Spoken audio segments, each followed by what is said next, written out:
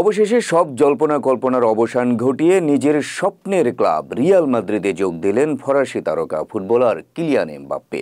এর মধ্য দিয়ে কয়েক মৌসুম ধরে চলা দলবদল নাটকের অবসান হলো।